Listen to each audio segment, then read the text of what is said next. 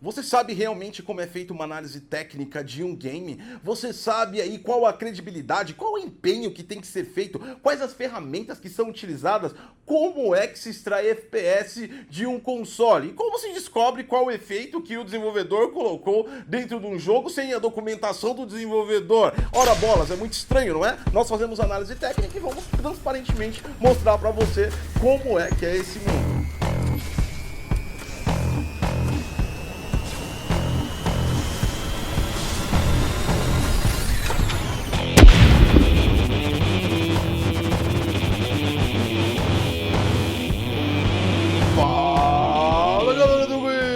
Eu sou o Godcross e você tá no Detonando Wiki, o primeiro, maior e melhor canal de tecnologia para games de todo o YouTube. Tecnologia, análise técnica de jogos, diferente da análise contextual, aquela análise que é focada no gameplay, na mecânica, na parte da jogabilidade, muito mais focada do lado do jogador. A análise técnica tem um contexto bem diferente, apesar de ser levado em consideração o enredo, o tipo de jogo, a mecânica empregada e a imersão para o player, é feita sobre um prisma técnico, um prisma onde quais são os efeitos, quais são as tecnologias, quais foram as decisões tomadas para que aquele enredo seja imersivo para aquele player e se adeque àquela mecânica. Isso é tudo que se resume à análise técnica de games, além da performance do FPS, ou seja, é um assunto interessante. Like, se inscreve, compartilha essa informação, é super, ultra, mega power, interessante, como você viu, ou você vai me dizer que sabe como é que captura FPS de um console? Sabe nada, vem comigo. Esse vídeo tem duas metas, além de explicar pra galera como é feito, que realmente é um assunto bem interessante, também mostrar a credibilidade e transparência do canal Detonando do Geek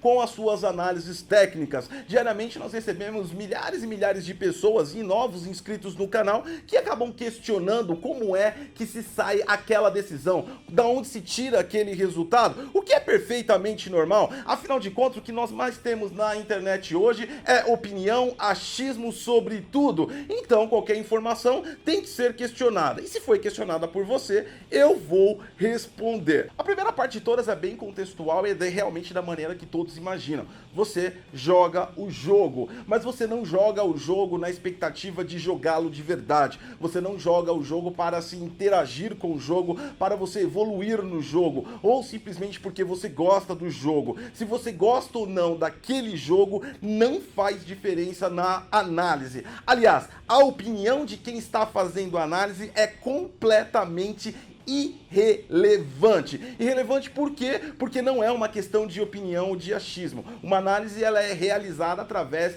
de ativos técnicos a qual você consegue comprovar e coletar informações para tirar a sua tese e afirmação. Dessa forma, o que você acha do jogo pouco importa, e sim o que o jogo te apresenta através das medições. A primeira coisa que se faz é capturar o jogo em altíssima qualidade de captura. Isso mesmo, sem nenhuma compressão. Não pode haver nenhum tipo de codec ou compressão durante a captura. Isso vale exclusivamente para consoles. A captura tanto que o PlayStation 4 faz ou que o Xbox One faz em qualquer versão desses consoles não é suficiente para fazer uma análise técnica correta, porque a captura deles é comprimida. Ela é encodada em codecs aí de várias patentes. O correto é você utilizar uma placa de captura que atinge até 60 quadros por segundo. Na atual geração nós temos duas vertentes de consoles, PS4 Pro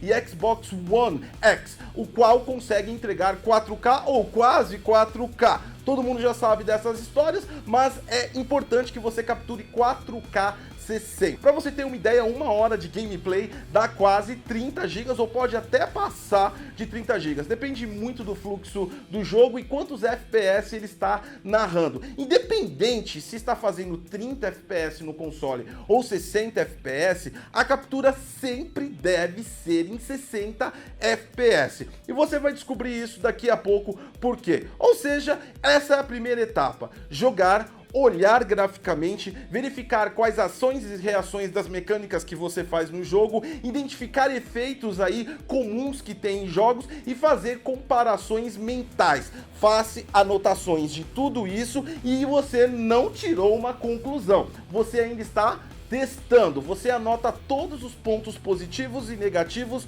do conceito técnico, implementando todas as tecnologias que você deve conhecer dentro de um jogo. Por exemplo, Super Sampling, Anti-Aliasing, Temporal Anti-Aliasing, escala de resolução dinâmica e todos aqueles conceitos que estão presentes, por exemplo, em presets de PC. Feito isso, vamos para a parte mais legal de todas, que é a captura de FPS. Da parte do PC não tem muito segredo, o PC tem instrumentações que você consegue capturar em real time, mas você pode fazer da mesma maneira que faz os consoles. Só que o problema é o seguinte, 4K 60 é o máximo da placa.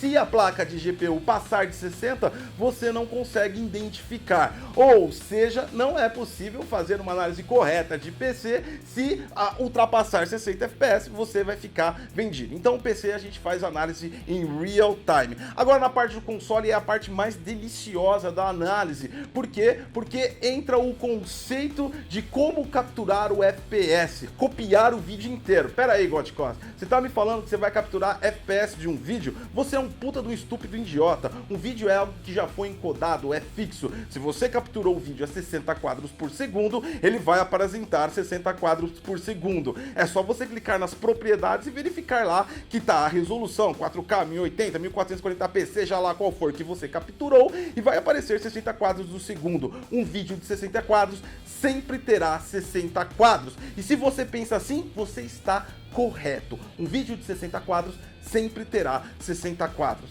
Então, como é que se captura?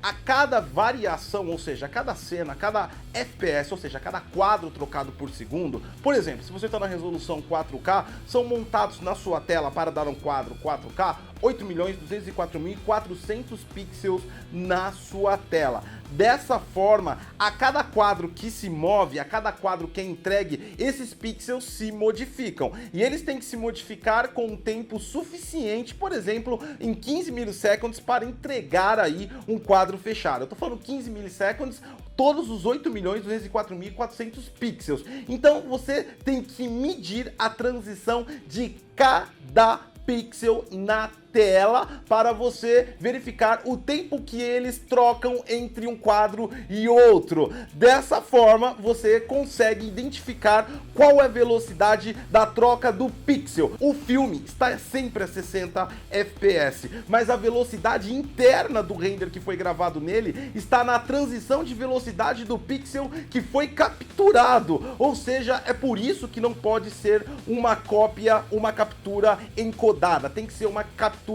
bruta, porque você tem que ter acesso a todos os pixels sem nenhum pós-processamento feito durante a captura. Dessa forma, você consegue identificar quantos FPS estão no console. E eu vou mostrar isso para vocês no software que nós criamos aqui no canal. Eu comecei com implementação em meus testes através do DirectX 12 e acabei descobrindo em pesquisa, aliás, muita pesquisa, porque a área de computação visual não era a minha especialidade, aliás, nem é a minha especialidade ainda. Eu trabalhei muito tempo na área de TI corporativo, eu sou programador, eu tenho conhecimento de C++, C Sharp, PHP e a parte de linguagem de programação, mas era tudo muito voltado para o setor corporativo. No entanto, a programação, para quem tem experiência com a programação, ela é curiosa, interessante e entendível em qualquer aspecto. É só você entender qual é a sua colocação dentro daquele contexto. E essas pesquisas me levaram até a uma biblioteca gratuita e open source chamado OpenVC.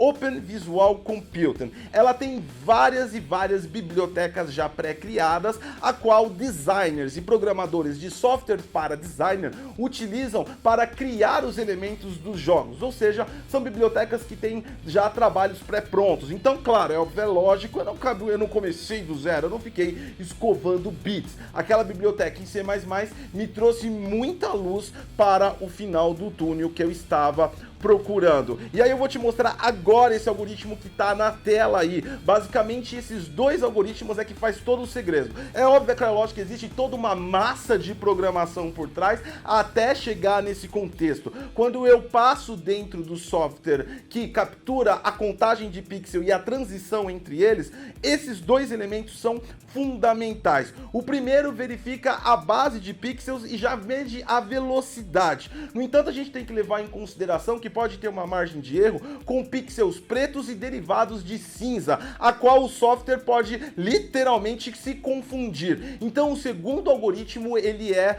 totalmente dedicado a cores de preto a cinza, ou seja, ele faz a medição desses dois plumos e faz a comparação depois em outra função dentro do software. Dessa forma, eu consigo estabelecer qual é a velocidade de transição entre um pixel e outro dentro de um filme de 60 quadros por segundo, que pode ser de 0 a 60 quadros por segundo. Uma coisa importante e extremamente curiosa e interessante de você saber é que nem nós e nem ninguém no planeta Terra consegue falar para você nesse atual momento se um console consegue ultrapassar 60 FPS em 4K. É óbvio, é lógico que dificilmente isso alcançaria, mas eu posso dar um exemplo para vocês que existem suspeitas que isso possa acontecer. No caso de Resident Evil 2 Remake, nós fizemos análise técnica do Xbox One X. Você pode ver que ele fica travado a 60 várias vezes conforme nossa análise mostrou. Quando um jogo está travado naquela contagem de pixels, pode ser que ele está indo um pouco além. Pode ser que aquele 60 poderia ter chegado a 65 ou 62. Se fica no limite, ele fica baixando e caindo. Quando dá uma retilínea, ou seja, uma reta concisa, é porque a captura foi feita acima do FPS que realmente foi capturado. Ou seja, nós podemos entender que estava um pouco acima de 60. É óbvio, é lógico que não podemos falar que estava a 90 FPS, mesmo porque ele tem quedas, mas um 65 deveria estar lá na contagem real. E por que não é capaz de identificar esse 65? Lembre-se, o vídeo capturado só tem até 60. Então de 60 para trás nós identificamos tudo. De 60 para frente nós não conseguimos identificar. Ora as bolas, Godcause, é só capturar acima de 60 FPS. O problema é que atualmente no mercado não existe uma placa de captura 4K acima de 60 FPS. Isso quer dizer que existe uma limitação. E por responsabilidade de não saber se está indo além ou não, não é citado explicitamente no vídeo. Por quê? Porque não pode falar que está indo além, que você não pode comprovar. Lembre-se, é uma análise técnica. O que você acha, literalmente, não é importante. No geral, está correto, realmente não passa muito. Mas em alguns casos, deve subir até um 65, quem sabe um 67, a qual a gente não consegue realmente verificar. Mas vamos falar do jogo em si. O FPS é uma coisa que eu considero como básico e é uma medição apenas de performance, como o jogo está se comportando em várias plataformas. Se o desenvolvedor deu atenção a mais para uma, a menos para outra, ou se ele cagou em todas, ou se ele não cagou em nenhuma, fez um ótimo trabalho, enfim. O FPS é bom para a gente normalizar como está a performance geral e global, mas ele não é o ponto mais importante de uma análise técnica. A análise técnica tem que ser focada única e exclusivamente no jogo em si, independente da performance que ele der. Se um jogo der horríveis contagens de FPS, você não pode menosprezar o jogo inteiro por isso. Você está cometendo uma opinião pessoal e a sua opinião não vale nada. Primeiro, entendendo qual é o conceito do jogo. O conceito do jogo traz muito sobre ele e como ele usa o esforço computacional de qualquer dispositivo que esteja colocado dentro dele. Por exemplo, mundo aberto tende a utilizar mais o processador do que um jogo que não é mundo aberto. Um jogo single player scriptado, ele tende a ter gráficos mais bonitos porque o desenvolvedor tem controle sobre a cena. Ou um jogo multiplayer tende a ter gráficos inferiores para dar aí vazão à performance e à conectividade entre os players. Então todas essas condições são analisadas previamente antes de a gente começar a primeira etapa do jogo em si, que é visualizar a paleta de cores. É uma coisa extremamente que é idiota, mas tem tudo a ver e diz muita coisa sobre o jogo. A paleta de cores principalmente define o nível de realidade do desenvolvedor. E quando eu digo nível de realidade, não estou falando que a realidade tem que ser máxima para o jogo ser primoroso, mas simplesmente define o contexto que aquele desenvolvedor quis criar aquele jogo. Ele quis criar aquele jogo de forma real ou ele quis criar aquele jogo de forma mais estilizada? Por exemplo, o que a galera costuma dizer, os cartoonizados, que não são jogos que são feitos nas coxas, como muitos ignorantemente falam. Não, são jogos que foram criados para ser daquele jeito,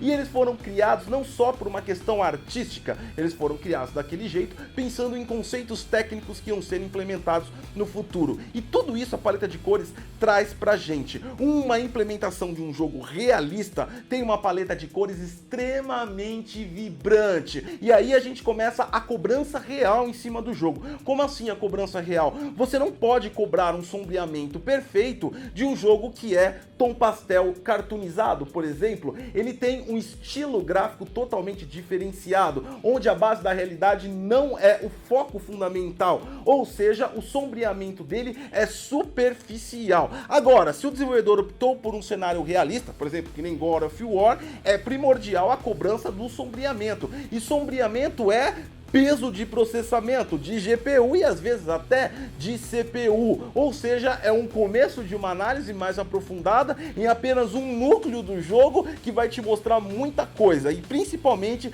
se o desenvolvedor fez bem ou mal. Ou seja, a ideia aqui é entender a ideia que foi feita o jogo e verificar se ela foi implementada corretamente dentro do contexto que ela foi colocada. O segundo passo é analisar basicamente os efeitos que foram colocados, os efeitos que foram retirados de cada plataforma, não apenas de uma, diga-se por passagem. Isso quer dizer o quê? Que nós fazemos comparações de tecnologias com o que já existe entre jogos, e uma ferramenta que eu utilizo e não abro mais mão desde nossos estudos aqui mais aprofundados com análise técnica é a Unreal Engine. Apesar de que nem todos os jogos são feitos em Unreal Engine, é claro, é óbvio, é lógico, a Unreal Engine é um passo absurdo de conhecimento para você identificar elementos, porque mesmo não utilizando ela, ela é um guia definitivo para você entender o que o cara utilizou, porque a Unreal Engine hoje em dia é uma das mais poderosas engines gráficas do mercado. De forma visual, para que você entenda, eu vou trazer o exemplo que nós demos aí em Crackdown 3, que nós fizemos análise técnica,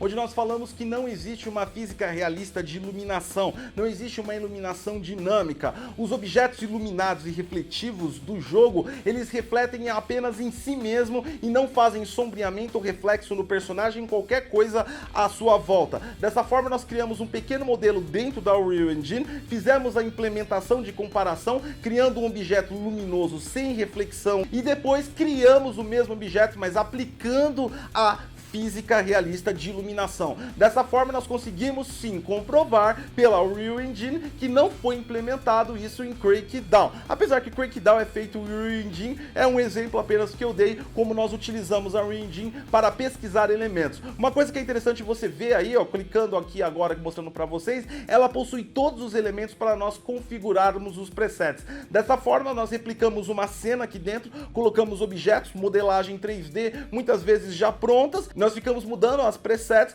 para verificar se dá o mesmo efeito do jogo. É um trabalho extremamente demorado, minucioso e totalmente comparativo. E o comparativo disso é print do que você criou na Unreal Engine, print do que você criou no jogo e super zoom nos dois para verificar as bordas, para verificar os pixels, para verificar qual é o efeito que foi implementado dentro daquele jogo. Você não pode ficar fazendo aí todo tipo de cobrança de toda a tecnologia em todo jogo. Cada jogo é uma análise nova. Nenhum jogo é igual ao outro. Cada um é feito de uma forma diferente. Um feito por uma engine, outro feito por outra engine. Se fosse o mesmo jogo, tecnicamente seriam duas obras diferentes. Por fim, como se não fosse pouco, a gente tem que verificar ainda a resolução. Dessa forma, nós aplicamos aí duas formas diferentes para analisar. A primeira é o jeito mais coloquial que eu digo, é o jeito mais manual e feio, que realmente eu não gosto, que é o prisma da escala. Você acha dentro de um print, você tem que procurar uma imagem de alto contraste que possui uma reta, dando um alto zoom nela, geralmente de 800%, e tenta encontrar os pixels que não estão junto do outro. E aí você vai formar uma escala de 30 pixels para cima e 30 pixels na horizontal até o final daquela escala. E aí você vai contar quantos saltos ele dá. Na verdade, ele teria que que dar todos os saltos um atrás do outro para ser nativo, ou seja, ter todos os pixels preenchidos. Se ele faz isso e isso, ele já não está nativo, porque existe uma falta de preenchimento. E isso acaba ficando muito difícil porque cada vez mais os desenvolvedores utilizam técnicas como checkboard, como contornos de anti-aliasing super ultra modernos, a qual confundem manualmente você de fazer essa medição. Pensando nisso, nessa dificuldade e a qual eu odeio depender da minha cabeça, eu odeio depender das minhas ações humanas. A gente está falando de técnica, então nós temos que automatizar. Para isso e para a técnica, a máquina sempre foi muito melhor que nós. Utilizando o mesmo software, a mesma biblioteca, o OpenVC, eu também desenvolvi, nós aqui do canal desenvolvemos um software onde ele contabiliza o pixel bruto, sem os efeitos de borda, trazendo a resolução. O problema ainda desse software que está na versão beta, ele não consegue capturar 100% correto quando o efeito é muito bem feito pelo desenvolvedor. Dessa forma, o que eu faço? Eu faço a escala, passo no software, verifico a contagem dos dois. Se de 3, 4 quadros eles bateram, a resolução é aquela. Se ele começa a diferenciar, aí eu faço uma análise sobre ela. Ou seja, continua ainda difícil, só que eu tenho ainda uma contagem de máquina para me auxiliar. Por quê? Porque se a gente for achar que consegue fazer todas as escalas, muitas vezes ela engana você, porque às vezes você não está contando o pixel bruto, você está dependendo só da sua visão. Às vezes você contabiliza um pixel que é um anti-aliasing, e isso não é a resolução, ou seja, a escala não é precisa, e é por isso que eu gosto de examinar minuciosamente. Além disso, é óbvio, é claro, é lógico, tem que contar a experiência. Isso é muito importante. Uma coisa que é negligenciada nos dias atuais, as pessoas aí com informações superficiais através de Google, YouTube, já se acham capazes de exercer. Lembre-se que existe todo um processo gradual entre um aprendizado, uma execução e os níveis de execução. Quanto mais você trabalha, mais você aprende, mais você fica assertivo, mais você fica experiente. E a experiência não é só na técnica, você tem que jogar jogos em diferentes plataformas, você tem que entender as diferentes experiências que elas oferecem para os seus usuários. Não acha que é só pegar um jogo, analisar o FPS, verificar o que ele está implementado e já sair falando. Você tem que analisar todos os espectros e tem que investigar por que você chegou nessa decisão. Como todo teste, como toda análise, se você é um analista ou quer ser um analista de qualquer área, sempre duvide de você mesmo. O seu pior inimigo é você. Se você criou uma tese, a primeira coisa que você tem que fazer é provar que você está correto para você mesmo. Duvide até o último, porque isso garante que você foi no limite para encontrar realmente a resposta correta. É muito legal, é muito bacana. Nós fazemos porque amamos tecnologia, jogos e análise técnica, tá tudo contado. E agora você sabe mais ou menos como é que faz, você sabe qual é o esforço que é para fazer uma análise técnica e você sabe que nós utilizamos nossos próprios softwares para fazer as análises técnicas. Porque se você sabe e não executa, você ensina. Se você sabe e executa, você ensina e opera. Isso é uma coisa muito importante que vocês devem carregar aí em toda a profissão que vocês quiserem fazer. Deixe seu like, se inscreve no canal. Eu sou o Gotcose e até a próxima.